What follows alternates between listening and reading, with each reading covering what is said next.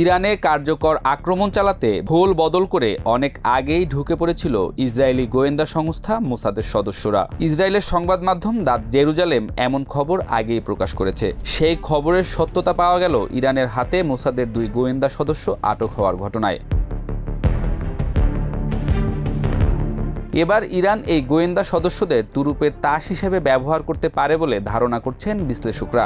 বোদ্ধাদের মতে কয়েকদিন আগেই ইরানের হাতে এসেছে ইসরায়েলের বেশ কিছু গোপন নথি, যা সাংকেতিক বিষয়গুলো উদ্ধার করার জন্য মোসাদের এই সদস্যদের ব্যবহার করা হতে পারে। কেবল তাই নয়, মোসাদের 2 সদস্যকে জিম্মি করে নেতানিয়াহুকে অনেক বিষয়ে জব্দ করার প্রক্রিয়াও ইরানের হাতে চলে এসেছে বলে ধারণা করছেন সমরবিদরা। ইরান ও ইসরায়েলের মধ্যে তৃতীয় দিনের মতো চলমান উত্তপ্ত পরিস্থিতির মধ্যে ইরানি পুলিশ দাবি করছে মোসাদ গোয়েন্দা সংস্থার সঙ্গে সংশ্লিষ্ট সন্দেহে 2 ব্যক্তিকে গ্রেপ্তার করেছে তারা। দেশটির সংবাদ সংস্থা তাসনিম এক প্রতিবেদনে জানিয়েছে, তেহরানের পশ্চিমাঞ্চলের আলবোর্স প্রদেশে অভিযান চালিয়ে এই 2 ব্যক্তিকে আটক করা হয়।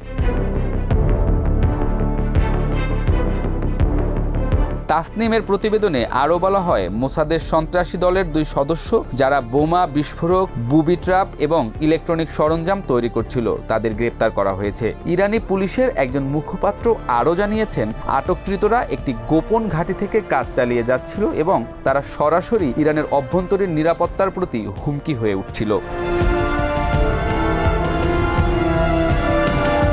সংবাদ মাধ্যম রয়টার্স জানিয়েছে, সাম্প্রতিক সময়ে ইসরায়েল এবং যুক্তরাষ্ট্র ইরানের পারমাণবিক কার্যক্রম নিয়ে নতুন করে উদ্বেগ প্রকাশ করেছে। এরই মধ্যে ইরানের ভেতরে মোসাদের সক্রিয় তৎপরতা নিয়ে একাধিক তথ্য প্রকাশ পেয়েছে। বিশেষ করে ইরানের সামরিক ও পারমাণবিক কেন্দ্রে আগুন লাগা, বিস্ফোরণ বা ড্রোন হামলার ঘটনার পরেই এ ধরনের সন্দেহ জোরালো হয়।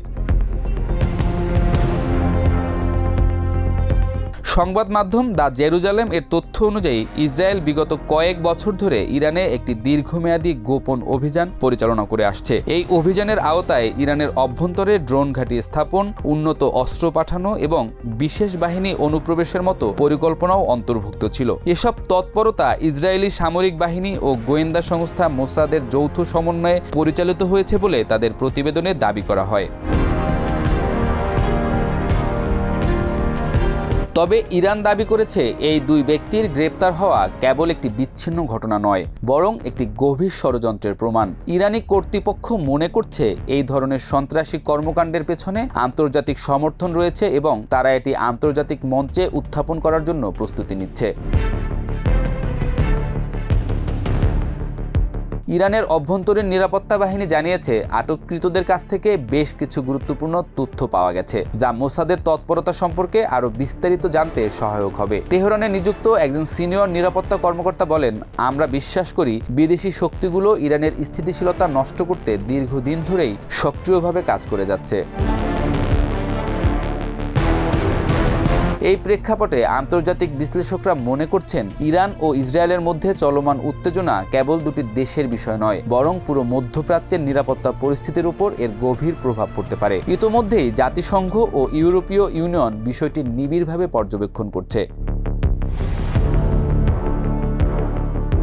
সংক্ষেপে বলা যায়, মোসাদের সঙ্গে সম্পৃক্ততার সন্দেহে ইরানে 2 ব্যক্তির গ্রেপ্তার শুধু অভ্যন্তরীণ নিরাপত্তার বিষয় নয়, এটি আন্তর্জাতিক রাজনীতির এক বিস্তৃত চিত্রের প্রতিফলন। মধ্যপ্রাচ্যের ক্রমবর্ধমান অস্থিরতায় এই ঘটনা নতুন মাত্রা যোগ করেছে, যা বিশ্বজুড়ে কূটনৈতিক ও নিরাপত্তা বিশ্লেষকদের নজর কাড়ছে।